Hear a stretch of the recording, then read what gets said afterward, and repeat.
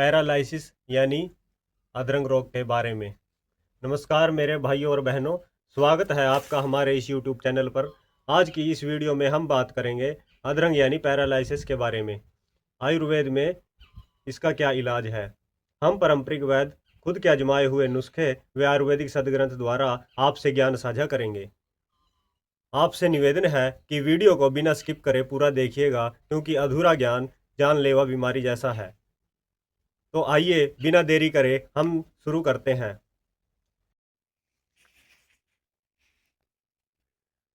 पक्षघात का असाध्य लक्षण। असाध्य लक्षण मतलब जो ठीक नहीं हो सकते, वो कौन कौन है। गर्भिणी अथवा प्रसूता स्त्री के पक्षघात हो तो असाध्य जानिए। वो गर्भवती स्त्री ठीक नहीं हो सकती। अथवा बालक, वृद्ध, क्षीण पुरुष और घाव वाले जिसका रुधिर यानी कि खून निकल गया हो, वो उस तो हो उसके शरीर शून्य शरीर वाले के पक्षघात हो तो भी असाध्य जानिए। तो ये वो हैं जो जिनका अधरंग ठीक नहीं हो सकता। अब ठीक कौन हो सकते हैं और उसके लिए क्या दवाई लगेगी, आइए जानते। पक्षघात, ये पक्षघात का यत्न यानी कि अधरंग रोगी का क्या यत्न यानी कि ठीक करने की औषधि।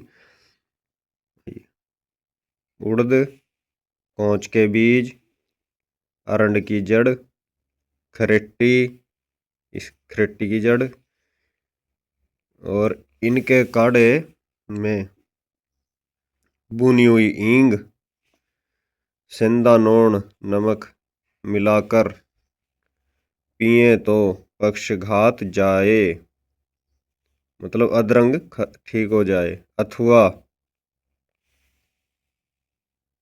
पीपला मूल, चित्रिक, पीपरी, सौंठी सौंठ कोई बोलते हैं, रासना, सेंधा नमक, नोन नमक, उड़द,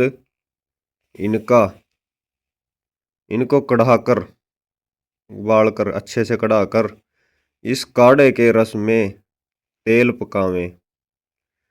जब रस जल जाए और तेल मात्र रह जाए तब मर्दन करें तो पक्षघात जाए। मर्दन करें मतलब मालिश करें तो पक्षघात यानी अधरंग रोग ही ठीक हो जाए। ठीक है, अधरंग रोग जाए। यह ग्रंथ का आदि तेल है। यह हमारे आयुर्वेद के ग्रंथों में माना हुआ एक बहुत ही अच्छा तेल है। ठीक है। अथवा उड़द, कौच के बीज, आतीस, अरंड की जड़, रासना, सौंफ, सेंधा नौन, इनको महीन पीस कड़ा कर इस काढ़े में तेल पकावें। महीन मैंने बारीक पीस कर कड़ा कर, आपको पता ही है, अच्छे से उबालना है, खद्दा लगाना है। जब रस जल जाए और तेल रह जाए तब मर्दन करें तो पक्षघात रोग जाए। मर्दन मैंने मालिश करें, पक्षघात मैंने अधरंग रोगी या अधरंग रोग जाए। ये सब यत्न भाव प्रकाश में है। यह मासादी तेल है, मालिश करने वाला। अथवा कौच के बीज, खरेट्टी की जड़, अरंड की जड़, उड़द, सौंठी सौंठ कोई बोलते हैं,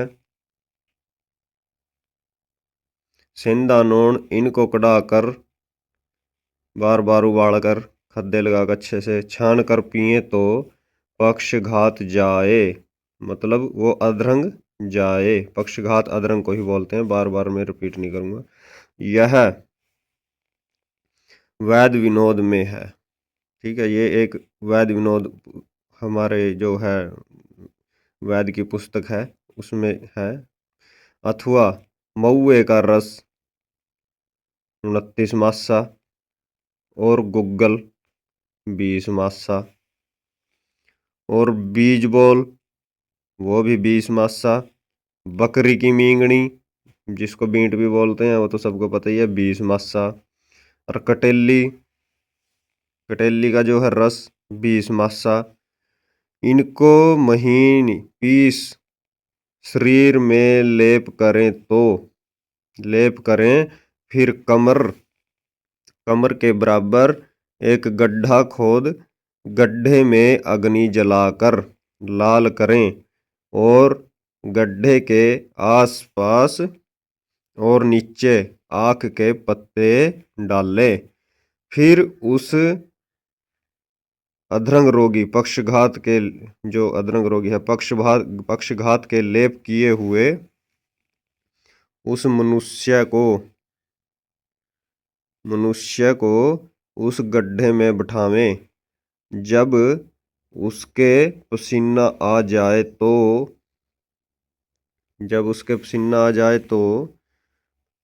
पक्षघात उसी दिन जाता रहे।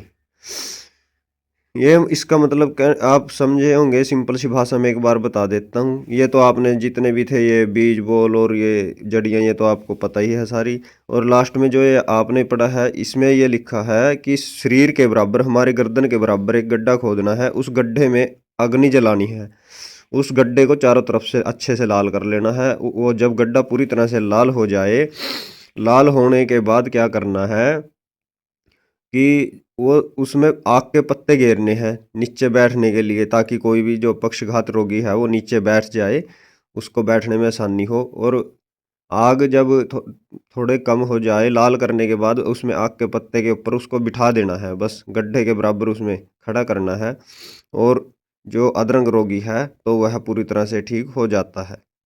तो ऐसी ही प्रक्रिया करनी है, अपनी मर्जी से इसमें कुछ भी नहीं करना है।